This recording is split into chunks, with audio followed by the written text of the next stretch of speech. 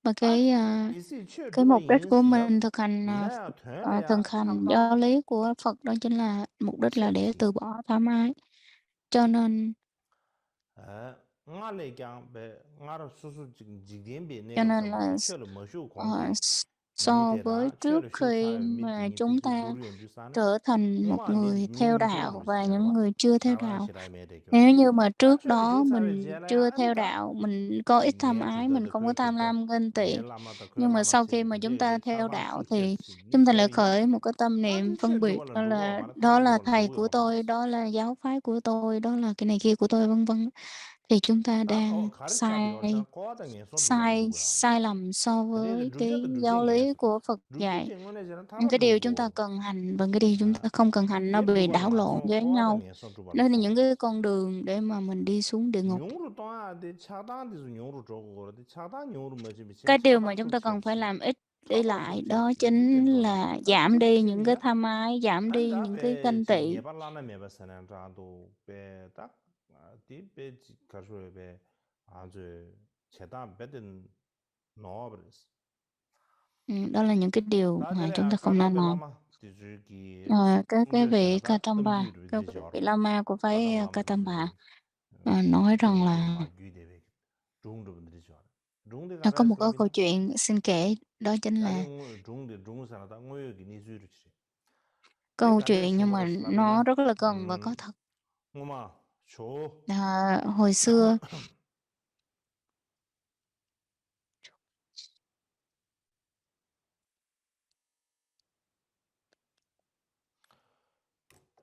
줘 녀탕래야 슈게 급지래야 khi mà ngài Chùa Atisa ở Nha Thăng, 줘 집안에 어디서 녀탕 사디다 벽에 khi mà ngài còn ở Nha Thăng ở Tây 타세티데 Tạng, 타세티데 ở gần Nha Thăng 타세티데야 là một 다 cái nơi ở 녀탕 gần 사들이야 조지 thủ đô 우즈메리아 Lhasa. 뒤주 많세데 녀탕 Vào 사디 사세들 슈이마 lúc mà cuối đời 녀탕래야 của ngài 슈베 là ngài ở 거야 안에 Nha 벽에 Thăng, 다 và 템버슬라 lúc 베드엔스는 đó 다다 벽에 thì 마지 최순이 다 라마딘데 망보지 những cái vị 좀세네 안에 thầy 고난도 최를 theo 눌린 những cái 첨보지나 vị thầy 최를 và 눌린 첨보인데 능그도 ờ, 제 조젤이야 tổ chức một cái 또 buổi 예상시기 hội 사나 thảo 조지 tụ họp 빼면서 lại và 툭 nói pháp. 녜제 Và ngài 딱 말았어 Atisa lúc 오늘 đó ngài 진지 nhìn thấy 딱 ngài rất là 부서지게 vui 최근 và rất là 눌린 hài lòng và hoan hỷ. 야구시고 지기 Ngài 요소래 nói đó là 제가 một cái 말도 buổi pháp 최근 hội 눌린 rất là 차 ý nghĩa, 땜버들 안 chúng ta có 좋지 thể thảo 안에 luận với 조지 nhau. Thì ngài nói rằng là 페리 ngài muốn đi để mà xem thử 다 như thế nào. 대류산에 Và 껍질 cuối cùng 류산에 khi 눌린 mà 짓에 ngài 나로라야 đi, 대열 ngài đi tới đó, 사디 tới cái địa 그들 điểm tổ chức đó 뚫리는 và 곳에 có 공원 좀 순세 ờ, 딱 và 가든지 가셔다지 매부르지 숨고 열어 có 고전수 những 주용고 cái vị tên là 그다 Phu-tuyên, 디란다 공 như là những cái 조지기 vị 로마래 mà 나 이내 공 시가 là 개발 một 수요다 vị đệ 공 tử của 시가를 ngài 공 개발을 Antisa 되면서 luôn. Nhưng mà cái 개발이 tính cách 임베체 của vị này rất 다는 là kỳ cục, 신기 mặc dù rất là 공기 uyên bác, 루메기 rất là tài giỏi. 다 루메기 루 다다디 템베 메로 송겐 상마로 베타 템베 메로 송겐 벨레아지 Tempe Meron 루비에젠 Ken, 템베 메로 nên 송겐 đó là 세야 một cái 루메사 vị 상으로다 được 공기 ờ, 디기 đó 베규르 một 제제 vị đó là một 그래서 cái vị 통로를 mà 첨부 시라시 đang thừa hưởng cái gia tài giáo 제자다 lý của 고den수 주용고서 đạo 딱 Phật. 한다 개방의 Thì 군인 세면데 망고 mới 땡기 nói với 조항체 cái vị này rằng là rất 예브다 là nhiều người, khi mà nhiều người 다데 họ 좀 tụ họp lại đó 데주산에 thì 고란수지 vị này mới 룰링기 nói rằng là 논두산 간삼 손두산에 또지 또 khi mà sắp xong rồi 다주지 hoặc là 꿈리세 thảo luận được một hồi 예 lâu rồi thì 다던도 가르쳐 hai vị này 벨레상에 mới 따가 gặp 쪽을 nhau. 쉐스 제제 Họ 다 mới nói rằng 신부레지 là 벨레상에 Ngài 따가 rằng 쪽을 là 쉐스 chúng 안에 ta 가서 hãy đi 딱 tới đó để mà 대타야 부에 xem 메사를 딱 các cái 저만 con 인지도 ngựa 딱이 tốt hay là có 이 xem rằng là các 육제 cái con ngựa 가르에비티 tốt hay 아니베 là 따따 các cái con 카타오리나 아니 ngựa 따따 xấu á, 융도 걸어봐 nghĩa là những cái 아 con ngựa mà 아벨레지 교도래 làm sao nó có thể 링지산에 chạy theo 따야 cái 부에 đường 메사 dài hoặc 딱 là đường 카타오나 딱 ngắn. 고레스 대단 Chúng ta 시행에는 hãy đi xem 벨리세아데 những con ngựa. 달라마로 때 잡아를 고거봐 잡았어야데 Ừ. 약부 이민데 아니 Cho nên là những con ngựa ở đây 니샤오르치카샤다 nói là nói vị 콜레아 tăng á. 또지 Ý nói là chúng ta đi coi những cái vị tăng là tốt hay xấu á, 뭐다 nhưng mình không nói lại nói rằng 콩루랑이나 là 콩루랑이나 아니 những cái con ngựa 벨레상 tốt 링이 hay 하 xấu, 오레시제 bởi vì sao? Bởi vì sao? Bởi vì Ngài mới nói như vậy để mục đích là chọc cho các cái vị sư, vị tăng sĩ này sân lên. Cho nên nếu như mà Ngài nói cái câu đó xong mà các cái vị tăng sĩ này sân si lên thì mới thấy được là họ có tốt hay là họ xấu. Cho nên là cuối cùng cái buổi thảo luận ở đó nó trở thành một cái cuộc cãi vã. Bởi vì rằng là ai cũng thấy được mình là tốt và luôn khinh thường những cái người khác. Cho nên rằng là nó trở thành một cái buổi hội thảo hoặc là cái buổi tranh luận với một cái thái độ rất là sân giận. Cho nên là Ngài rất là buồn và Ngài đi về. Ngài đi về. Ngài ở xa, Ngài đi về. Và sau đó thì qua ngày thứ hai thì những cái vị thầy giả mới thỉnh Ngài đi thêm một lần nữa. Ngài nói rằng là thôi ngày hôm nay Ngài không có đi đâu. Có thể là Ngài đang nói chuyện với vị Trung Tâm Bà. Bởi vì Trung Tâm Bà mới nói rằng là thỉnh Ngài đi nữa, nhưng mà Ngài nói thôi Ngài không đi. Ngài nói rằng là thảo luận về, tranh luận về Pháp, có nghĩa là cái buổi thảo luận đó nó sẽ thích hợp và lợi lạc cho mình trong cái việc tu tập làm sao để có được cái trí tuệ và giảm thiểu đi cái tâm tham ái của mình, cái tâm tham ái ganh tị của mình. Nhưng mà nó là một cái cách chỉ cho chúng ta qua cái buổi thảo luận, thì tranh luận đó nó giúp cho chúng ta làm sao để mà có thể đoạn bỏ được tham ái, cũng như là không có thái độ sân giận. Ví dụ như là chúng ta uống thuốc á, chúng ta uống thuốc là để mục đích là làm cho bệnh của mình nó hết thì mình mới uống thuốc. Mình mới uống thuốc, hoặc là chúng ta dù để dập đi cái ngọn lửa đó mới tạt nước vào cho nó dập lửa. Cho nên là các cái buổi biện kinh hoặc là tranh luận đó thì với cái mục đích là làm cho nó ít đi, chúng ta giảm thiểu đi cái tham sân si, cũng như là cái tâm ganh tị của mình. Cho nên nếu như mình tham dự các cái buổi tranh luận đó thì phải giống như là nước mà đổ vào lửa, chứ đừng có giống như là dầu mà đổ vào lửa. Và giống như thuốc trị bệnh, chứ đừng có để là thuốc có lợi cho cái bệnh đó, hoặc uống thuốc mà để cho bệnh nặng hơn thì đâu có ai uống làm gì.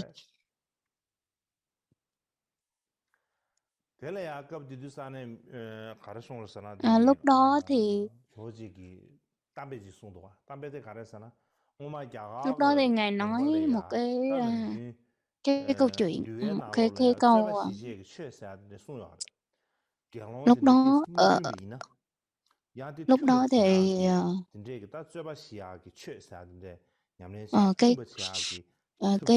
giới luật kể về cái câu chuyện mà hồi xưa chư Tăng tại sao lại chia ra nhiều cái trường phái, là vì dựa trên những cái quy tắc của giới luật mà tranh luận và gây ra tranh chấp rất là lớn.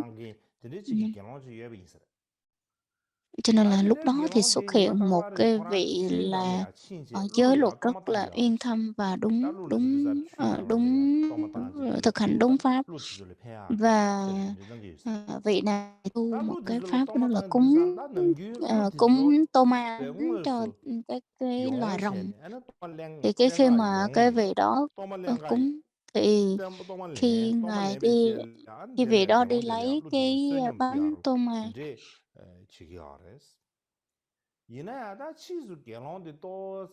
khi đi lấy cái bánh tô ma cúng dường cho cái vị cúng. Và khi mà khi ngài đi khất thực thì cái tâm mà ngã mạn là thấy là chúng ta khác hơn so với những người khác, hoặc là khởi một cái tâm ganh tị. Thì khi mà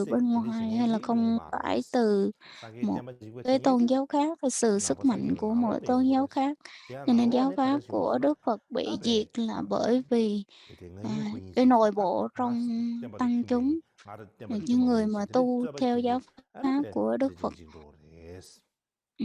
Vì cái sự bất hòa đó mà đưa tới giáo pháp bị tiêu diệt. Đức Phật đã huyền ký, thật ý huyền ký cho chúng ta như vậy. Từ trong kinh điển Đức Phật đã nói như vậy rất là rõ ràng.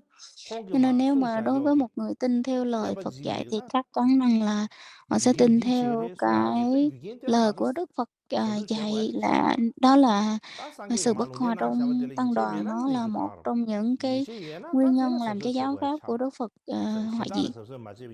Cho nên nếu mà mình tin theo những lời dạy của Đức Phật thì chắc chắn là phải tin theo những cái lời Ngài nói. Nên phải quan tâm tới. Và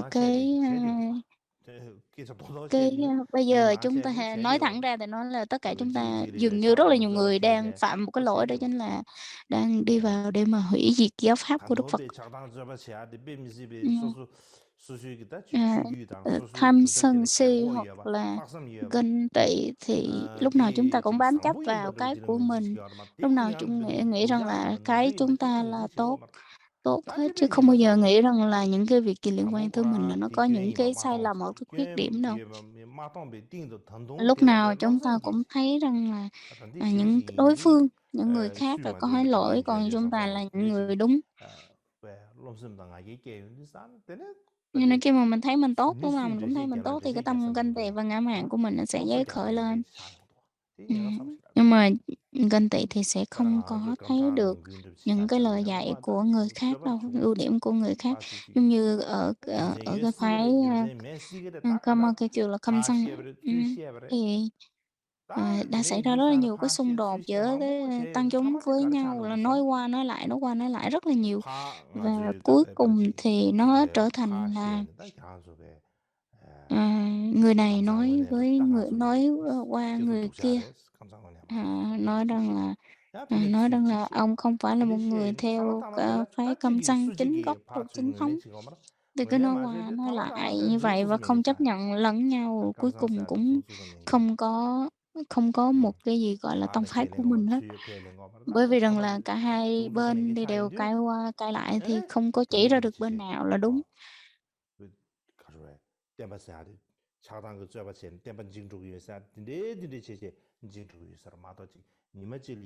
Cho nên cái sự bất hòa trong thân chúng đó chính là cái sự bất hòa nó làm cho giáo pháp của Đức Phật không có trụ được, chứ không phải là giống như là một cái trái bom mà nó bùng một cái thì nó mất liền là không có đâu. Những cái chúng ta cứ vô tình tạo những cái rắc rối nhỏ nhỏ đó, cứ làm nó bự lên và cuối cùng bên này không có thích bên kia, bên này không có hợp với bên kia và cãi qua cãi lại, nói qua nói lại, cuối cùng nó chả có một cái tinh túy gì hết. Cho nên là đối với tôi thì tôi thấy khi mà chúng ta khởi một cái tâm sợ hãi và tôi cũng là một người rất là bình thường thôi. Nếu mà những người khác không biết thì tôi chắc chắn là cũng sẽ không biết đâu. Nhưng mà đây là những cái lời dạy của Đức Phật. Đức Phật đã huyền ký ở trong kinh điển, cho nên là những cái lời dạy này chúng ta không tin không được. Và chúng ta chỉ đưa ra những cái dẫn chứng từ những cái lời dạy của Đức Phật. Cho nên tất cả chúng ta đều cần phải cẩn thận.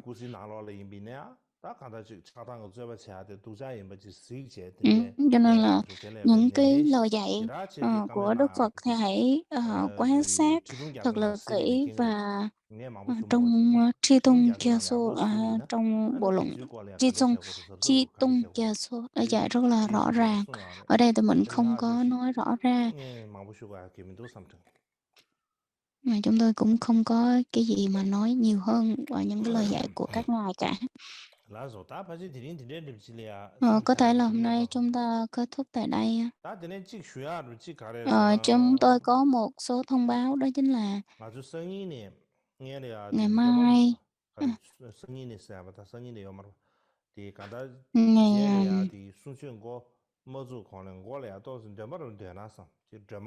trước khi mà chúng ta bước vào cái buổi Pháp hội thì hãy thực hành một số lời dạy và giống như là lời cầu nguyện. Đặc biệt là chúng ta cầu nguyện cho Đức Đạt Lai Lạt Ma, bởi vì Ngài đang có một cái số chướng ngại trong chướng ngại, cho nên là chúng ta qua đó chúng ta cầu nguyện cho Ngài. Lúc nào và chúng ta cầu nguyện cho tất cả chúng ta, bởi vì rằng là những cái người mà dạy Pháp á, thì nó có những cái chướng ngại rất là lạ. Chẳng hạn như tôi thấy là ngày hôm xưa đó thì tôi khỏe, nhưng mà qua tới ngày hôm qua thì tôi không được khỏe.